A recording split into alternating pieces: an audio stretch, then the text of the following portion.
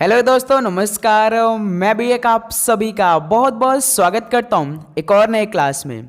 तो साथियों, जैसा कि यूपी पुलिस एग्ज़ाम 2026 का पेपर 8, 9 और 10 जून को होने वाले हैं। तो टारगेट हमारा केवल एक ही है, वो है 8 जून, 9 जून और 10 जून। तो इसी को पूरा करने के लिए आज के इस क्लास में मोस्ट इंपॉर्टेंट 70 क्वेश्चन को डिस्कस करने वाले हैं। जैसा कि अपनी क्लासें बहुत ही अच्छी तरीके से स्टार्ट हो चुकी है, आपने बहुत ही अच्छी तरीके से कल की क्लास में सारे क्वेश्चन को अटेम्प्ट किया है।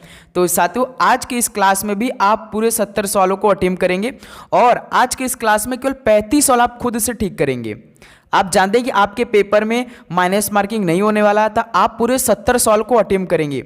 आप पहले क्वेश्चन पे जाएंगे और लास्ट 70 क्वेश्चन को देख लेंगे। इससे क्या होगा कि आपकी तैयारी और भी अच्छी होगी और आपके अंदर एक आदत बनी रहेगी कि आप जब पेपर में बैठेंगे तो आप एक भी क्वेश्चन छोड़ेंगे नहीं। आपके अंदर यही बनी रहेगी कि हमें पूरे एक से लास्ट 150 क्वेश्चन तक जाना है। ओके, तो हुबहू ऐसे प्रश्न आएंगे परीक्षा में जैसे प्रश्न आज के इस क्लास में हम लोग डिस्कस करने वाले हैं। तो डेली क्लास आप सभी की सुबह 11 बजे चलती है, वैसे ही चलने वाली है। ठीक है, तो चलिए क्लास को शुरू करते हैं। लास्ट में आप लोग जरूर बताइएगा कि आपका स्कोर आज के सेशन से कितना बना। ओके, तो हर एक क्लास आपको टेस्ट के रूप में हम देते हैं, तो इस क्लास को भी आप टेस्ट के रूप में लेंगे। सबसे पहले आप सभी प्रश्नों का उत्तर करेंगे। ठीक है, तो पहला प्रश्न आपकी स्क्रीन पर आ चुका है। धमेक स्तूप का स्थान कहाँ है? धमेक स्तूप का स्थान कहाँ पर है बताएंगे आप सभी। तो ये सारनाथ में स्थित है। पहले का सी ऑप्शन बिल्कुल राइट आंसर हो जाएंगे। नेक्स्ट अगला सवाल कॉल करेंगे क्वेश्चन नंबर 2 को। अल्लाह रखा कुरैशी, जिन्हें अल्लाह राखा के नाम से जाना जाता है, एक भारतीय कौन से वादक है? अल्लाह रखा कुरैशी, जिन्हें अल्लाह राखा के नाम से जाना जाता है, एक भारतीय वो कौन से वादक हैं बताएंगे आप सभी। तो वो तबला वादक हैं। सी ऑप्शन बिल्कुल राइट आंसर हो जाएंगे। नेक्स्ट अगला सवाल कॉल करेंगे क्वेश्चन नंबर 3 को। जब मैग्नीशियम ऑक्सीजन की उपस्थिति में जलता है तब ज्वाला का रंग कैसा होता है? जब मैग्नीशियम ऑक्सीजन की उपस्थिति में जलता है तब ज्वाला का रंग कैसा होता है बताएंगे आप सभी। तो ज्वाला का रंग सफेद होता है। सी ऑप्शन बिल्कुल राइट आंसर हो जाएंगे। अगला सवाल कॉल करेंगे क्वेश्चन नंबर 4 का राइट आंसर क्या बनेगा? भारत के संविधान में कितनी अनुसूचियां हैं बताइए। भारत के संविधान में टोटल कितनी अनुसूचियां हैं? तो 12 अनुसूचियां हैं। बी ऑप्शन बिल्कुल राइट आंसर हो जाएंगे। अगला सवाल कॉल करिएगा क्वेश्चन नंबर 5 को। वेलोड्रम निम्नलिखित में से किस खेल का खेल क्षेत्र है बताइए। जो वेलोड्रम है ये किस खेल का खेल क्षेत्र है? तो साइकिलिंग खेल का ये खेल क्षेत्र है जो वेलोड्रम है। डी ऑप्शन बिल्कुल परफेक्ट आंसर हो जाएंगे। नेक्स्ट अगला सवाल कॉल करेंगे क्वेश्चन नंबर 6 को। बीजाणु निर्माण किस में होता है बताइए। जो बीजाणु निर्माण होता है वो किस में होता है? तो ये राइजोपस में होता है। ऑप्शन है बिल्कुल परफेक्ट आंसर हो जाएंगे। अगला सवाल को और आगे बढ़ने से पहले आप सभी को यूपी पुलिस एग्जाम 2026 के लिए ये पूरे 10 टेस्ट सीरीज लगा लेना है। इस 10 टेस्ट सीरीज में आप सभी को पूरे 1509 नए क्वेश्चन मिलेंगे। जैसा कि आप जानते हैं कि आपके एक सेट में पूरे 150 क्वेश्चन आने वाले हैं, तो जैसे आपके पेपर में सवालों का लेवल सेट होगा उसी तरह ये टेस्ट में भी आप सभी को वैसे ही क्वेश्चन सेट होकर मिलेंगे। जैसे शुरुआती में 38 क्वेश्चन जीके आपके पेपर में पूछे जाते हैं, वैसे ही 38 प्रश्न इस क्लास में रहेंगे जीके के, 37 हिंदी के प्रश्न, मैथ के 20 सवाल और रीजनिंग के पूरे 55 सवाल रहेंगे जैसे आपके पेपर में सवाल आते हैं। लेकिन आप सभी को ये खुद से सॉल्व करना होगा। लेकिन इसके अलावा हम आप सभी को डिटेल सोल्यूशन के साथ में GK, UP GK, Hindi, math, reasoning plus current affair के क्वेश्चन प्रोवाइड करेंगे। बिल्कुल एग्जाम ओरिएंटेड सारे क्वेश्चन रहने वाले। आपको मिलेगा कैसे? पीडीएफ के लिए आप सभी को व्हाट्सएप करना है भाई। ये नंबर दिखाई दे रहा है, इस पे आप सभी को मैसेज करना है। जैसे आप व्हाट्सएप मैसेज करेंगे टीम आपसे तुरंत बात करेगी। मुश्किल से 1 मिनट में आप सभी को ये पूरा क्वेश्चन प्रोवाइड करेगी। लेकिन आप लोगों के लिए मात्र 50 रुपीज़ पे करना भी पड़ेगा। ध्यान रखिएगा, 50 रुपीज़ पे करके ये सारा क्वेश्चन आपको पास हो जाएगा। यदि आप इसे तैयार भी कर लेंगे तो हो सकता है कि आपके पेपर में सारा क्वेश्चन यहीं से देखने को मिल सकता है। हो सकता है कि 50% सवाल आपको यहीं से देखने को मिल सकता है। मेरा मानना है कि यदि कुछ भी क्वेश्चन आपको इससे मिल जाए तो आपके लिए बहुत बेनिफिट होगा। मेरे दोस्त, समय ज़्यादा नहीं है, हमारे पास मुश्किल से 2.5 महीने का समय की है, तो इसमें आप पूरा ये क्वेश्चन तैयार करिए। जल्दी करिए, इस नंबर मैसेज करके आप ये पूरा क्वेश्चन आप मंगाइए अपने पास। ओके मेरे दोस्त, तो चलिए नेक्स्ट अगला सवाल को देखते हैं। क्वेश्चन नंबर 7 का राइट आंसर क्या बनेगा? निम्नलिखित में से कौन सा एक वैधानिक निकाय है? बताइए इनमें से कौन सा एक वैधानिक निकाय है? तो इनमें से NHRC है एक वैधानिक निकाय। डी ऑप्शन बिल्कुल परफेक्ट आंसर हो जाएंगे, जिसे आप राष्ट्रीय मानवाधिकार आयोग के नाम से जानते हैं। नेक्स्ट अगला सवाल कॉल करिएगा क्वेश्चन नंबर 8 को। सिंधु सभ्यता के लोग किस जानवर के बारे में नहीं जानते थे? सिंधु सभ्यता के लोग किस जानवर के बारे में नहीं जानते थे? जैसे हाथी के बारे में जानते थे, बाघ के बारे में जानते थे, हिरन के बारे में जानते थे, लेकिन शेर के बारे में नहीं जानते थे। तो इसलिए ऑप्शन है परफेक्ट आंसर हो जाएंगे। अगला सवाल कॉल करिएगा क्वेश्चन नंबर 9 को। निम्नलिखित में से कौन सा एक वर्षा वाला बादल है? इनमें से कौन सा एक वर्षा वाला बादल है? बताएंगे आप सभी। तो वर्षा मेघ है। सी ऑप्शन बिल्कुल परफेक्ट आंसर हो जाएंगे। अगला सवाल कॉल करिएगा क्वेश्चन नंबर 10 को। डैश पंचवर्षीय योजना स्थिरता के साथ विकास के विशिष्ट उद्देश्य के साथ शुरू की गई थी। यानी कौन सी ऐसी पंचवर्षीय योजना थी जो कि स्थिरता के साथ विकास के विशिष्ट उद्देश्य के साथ शुरू की गई थी? बताएंगे आप सभी लोग। तो चौथी पंचवर्षीय योजना। डी ऑप्शन बिल्कुल परफेक्ट आंसर हो जाएंगे। चौथी पंचवर्षीय योजना 1969 से 74 के बीच में चली थी। ओके, नेक्स्ट अगला सवाल कॉल करिए क्वेश्चन नंबर 11 को। केंद्र ने वर्ष 2025-26 की ग्रीष्म ऋतु के लिए कितने लाख मीट्रिक टन से अधिक दालों और तिलहन की खरीद को मंजूरी दी है? बताइए केंद्र ने वर्ष 2025-26 की ग्रीष्म ऋतु के लिए कितने लाख मीट्रिक टन से अधिक दालों और तिलहन की खरीद को मंजूरी दे दी है? तो 1 लाख मीट्रिक टन से अधिक दाल और तिलहन की खरीद को मंजूरी दी है। ऑप्शन यहाँ से बिल्कुल परफेक्ट आंसर हो जाएंगे। अगला सवाल कॉल करिए क्वेश्चन नंबर 12 को। राजस्व व्यय और राजस्व प्राप्तियों का अंतर क्या कहलाता है? राजस्व व्यय और राजस्व प्राप्तियों का अंतर क्या कहलाता है? तो राजस्व घाटा कहलाता है। सी ऑप्शन बिल्कुल राइट आंसर हो जाएंगे। नेक्स्ट अगला सवाल कॉल करेंगे क्वेश्चन नंबर 13 को। जब भारतीय अर्थव्यवस्था का उदारीकरण हुआ तब यहाँ प्रधानमंत्री कौन थे? बताइए जब भारतीय अर्थव्यवस्था का उदारीकरण हुआ था तब यहाँ के प्रधानमंत्री कौन थे? तो नरसिंह राव जी थे। बी ऑप्शन बिल्कुल परफेक्ट आंसर हो जाएंगे। नेक्स्ट अगला सवाल कॉल करिए क्वेश्चन नंबर 14 को। एक एथलीट द्वारा फेंका गया भाला किस गति में होता है?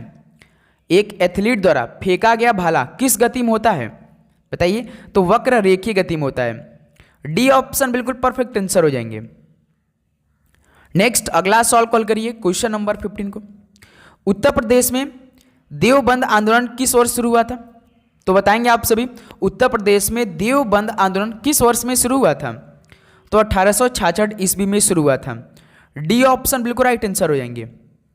नेक्स्ट अगला सवाल कॉल करिए क्वेश्चन नंबर 16 को। प्रत्यावर्ती धारा यानी एसी में धारा की दिशा और परिमाण कैसे बदलते हैं?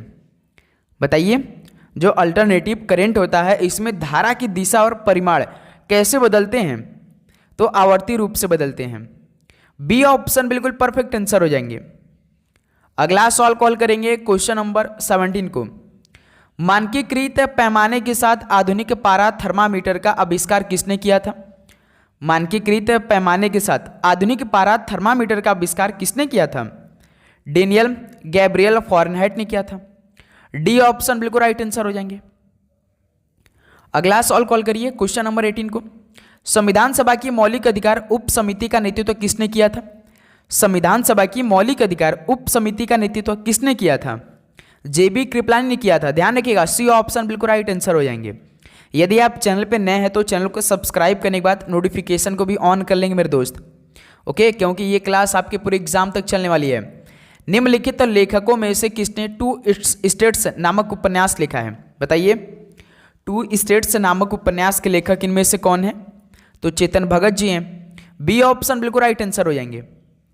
अगला सवाल कॉल करिए क्वेश्चन नंबर 20 को। मध्य प्रदेश राज्य के किस स्थान पर इंडो यूनानी शासक मिनांडर के सिक्के प्राप्त हुए हैं? मध्य प्रदेश राज्य के किस स्थान पर इंडो यूनानी शासक मिनांडर के सिक्के प्राप्त हुए थे? तो बालाघाट में प्राप्त हुए थे। बी ऑप्शन बिल्कुल राइट आंसर हो जाएंगे।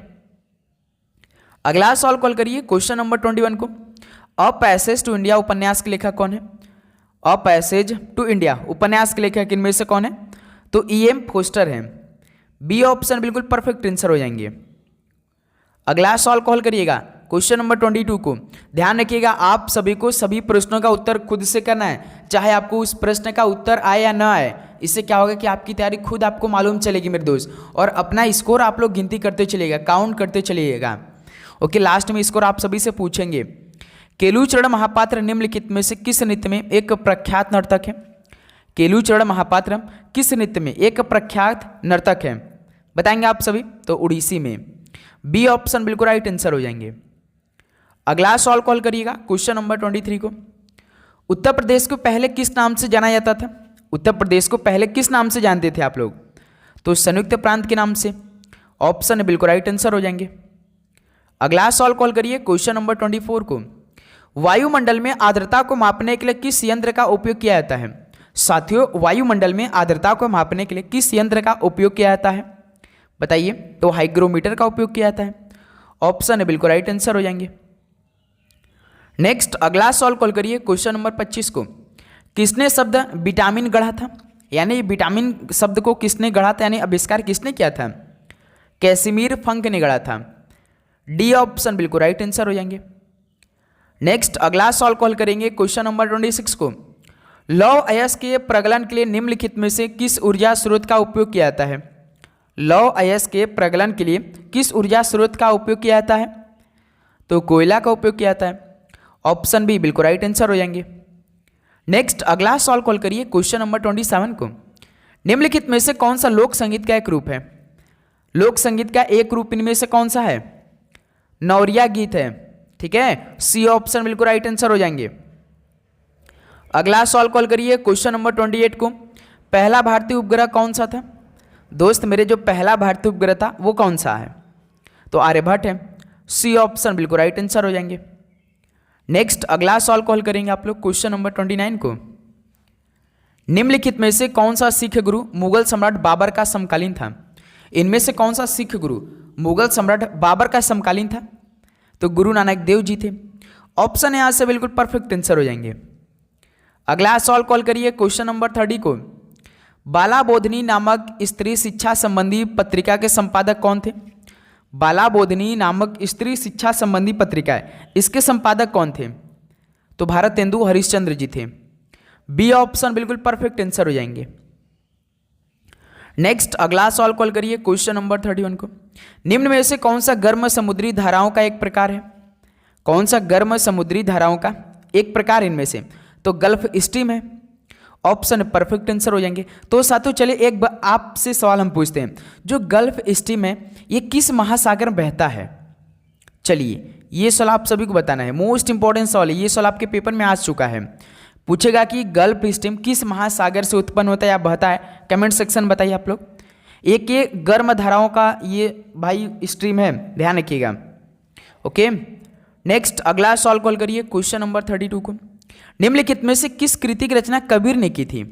इनमें से किस कृति की रचना कबीर ने की थी? तो बीजक की रचना कबीर जी ने की थी।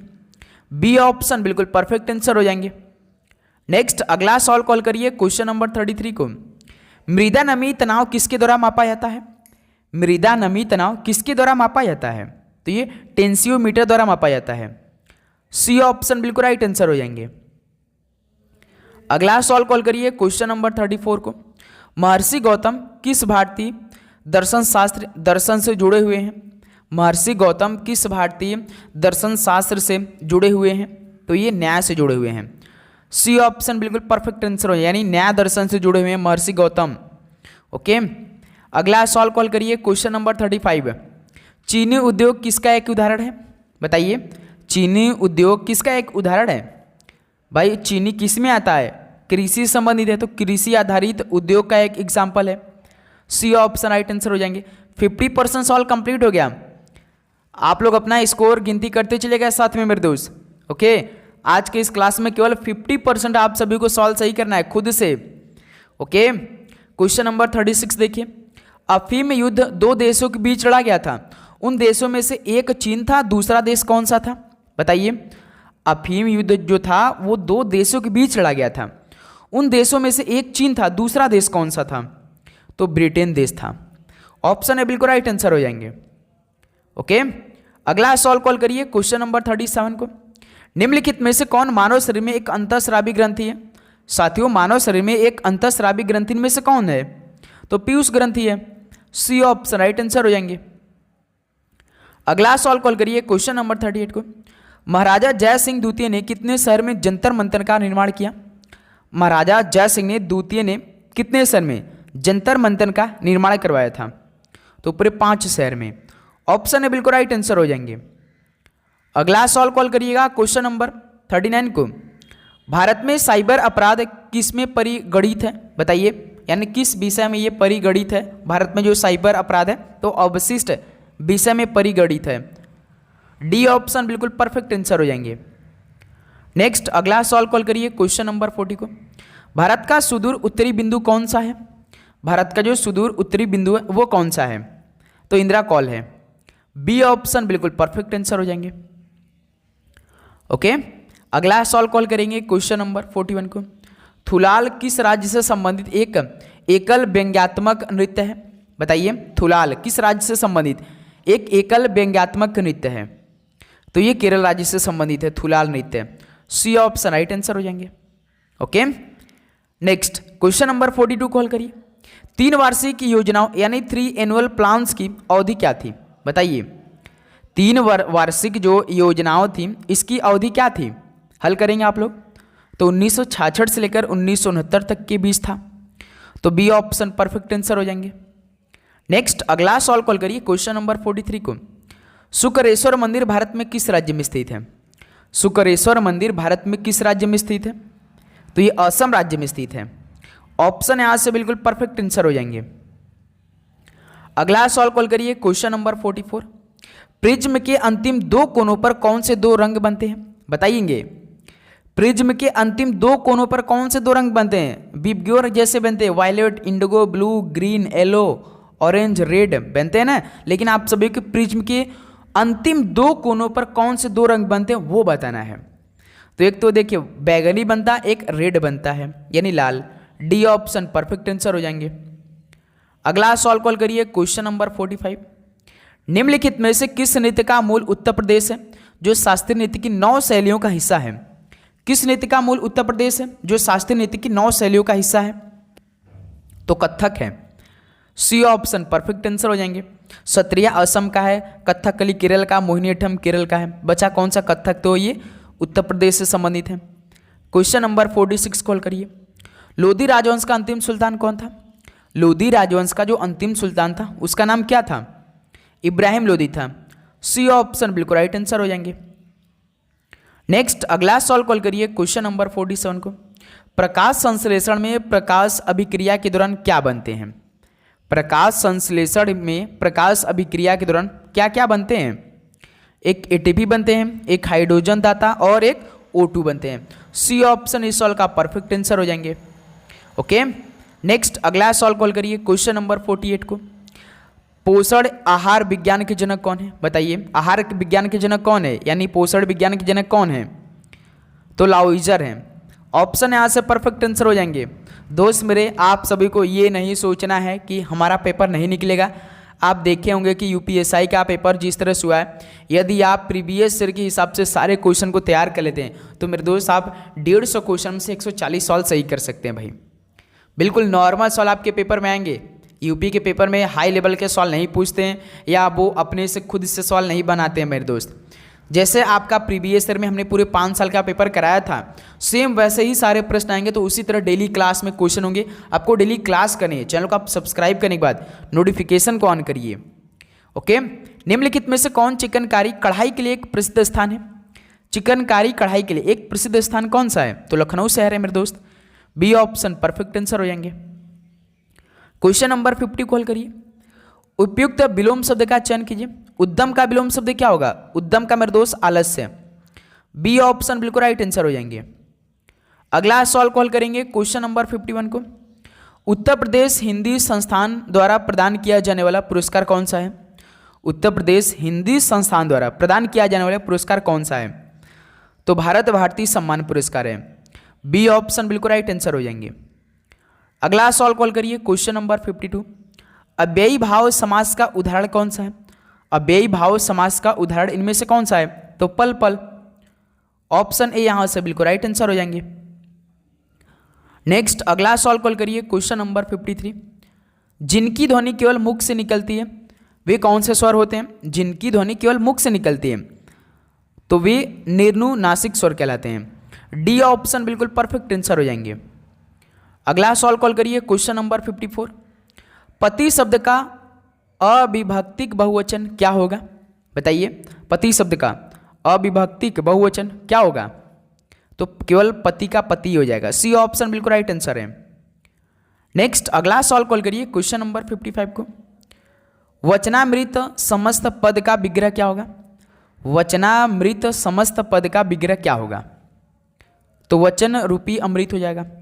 डी ऑप्शन परफेक्ट आंसर हो जाएंगे। ओके, अगला सवाल कॉल करिए, क्वेश्चन नंबर 56 को। दो प्राणियों तथा वस्तुओं के बीच की तुलना की जाती है तो क्रिया किस रूप में दिखाई पड़ती है? दो प्राणियों तथा वस्तुओं के बीच तुलना की जाती है तो क्रिया किस रूप में दिखाई पड़ती है? तो उत्तरावस्था में दिखाई पड़ती है। सी ऑप्शन बिल्कुल राइट आंसर हो जाएंगे। अगला सवाल कॉल करिए, क्वेश्चन नंबर 57 को। खगेश का पर्यायवाची बताइए। खगेश का पर्यायवाची क्या बनेगा? तो वातनीय बनेगा। सी ऑप्शन राइट आंसर हो जाएंगे। नेक्स्ट अगला सवाल कॉल करेंगे, क्वेश्चन नंबर 58 को। अनिश्चयवाचक सर्वनाम का अपदान कारक में बहुवचन रूप क्या होगा? अनिश्चयवाचक सर्वनाम का अपदान कारक में बहुवचन रूप क्या बनेगा?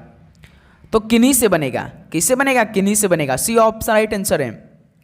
नेक्स्ट अगला सवाल कॉल करिए, क्वेश्चन नंबर 59 को। सफलता न मिलने पर दुखी होना को क्या कहते हैं? बताइए, सफलता आप सभी को नहीं मिलेगा तो दुखी होंगे तो उसको क्या कहते हैं? तो क्षोभ कहते हैं मेरे दोस्त। ऑप्शन यहां से परफेक्ट आंसर हो जाएंगे। नेक्स्ट अगला सवाल कॉल करिए, क्वेश्चन नंबर 60 को। स्त्री शब्द का विशेषण क्या होगा? स्त्री शब्द का विशेषण क्या है? तो स्त्रैण है। डी ऑप्शन बिल्कुल परफेक्ट आंसर हो जाएंगे। नेक्स्ट अगला सवाल कॉल करिए, क्वेश्चन नंबर 61 को। वाक्यांश के लिए दिए गए विकल्पों में से प्रयुक्त शब्द का चयन कीजिए। जिसकी आशा न की गई हो।